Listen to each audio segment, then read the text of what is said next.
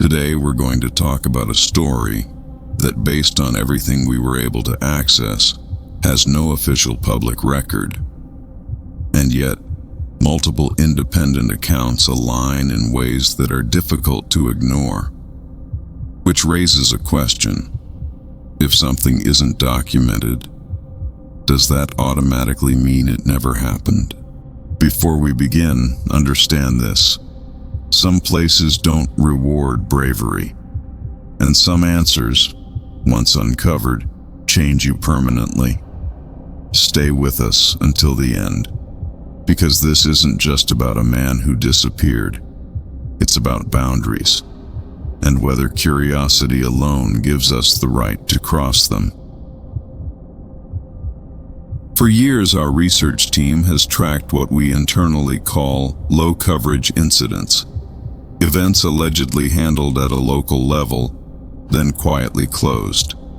This case reached us through 3 independent channels: a personal testimony, an altered emergency log entry, and an alleged former municipal employee from Pennsylvania speaking off record.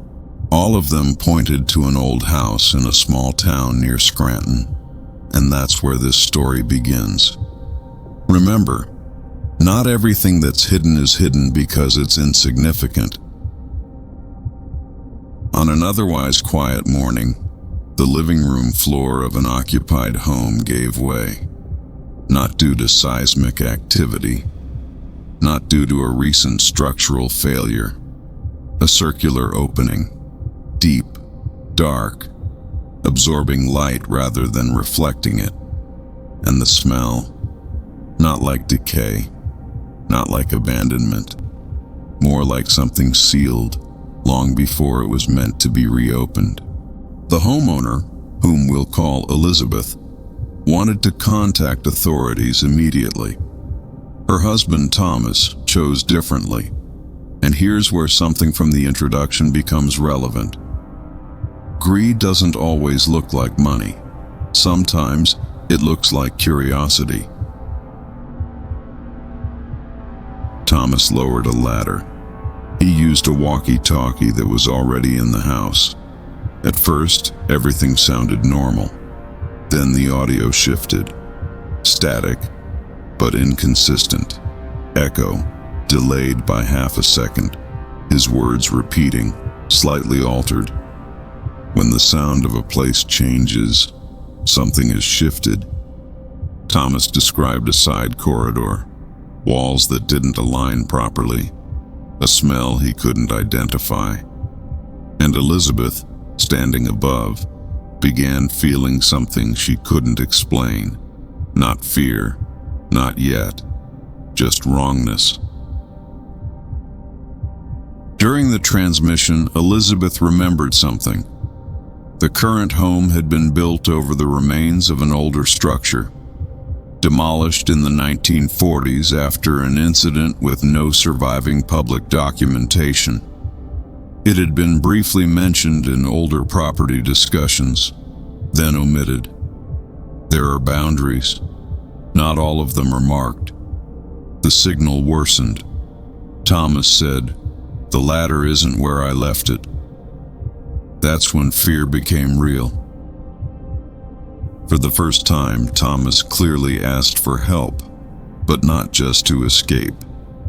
He said, "Don't let them come down." Pause there. A trapped man, afraid, calling for help, while warning others not to descend.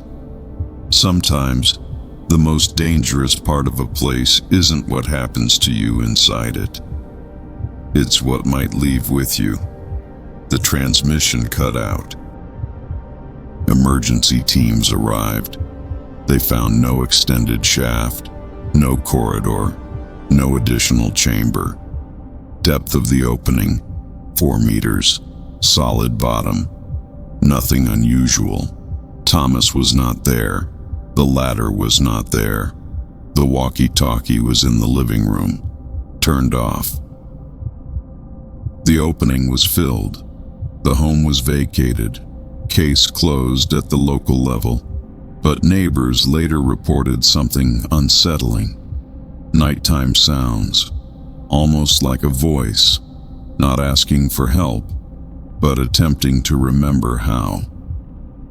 We return to our opening question. If something leaves no record, does that mean it left no trace? And one more. If a place truly didn't want to be discovered, why was there an opening at all?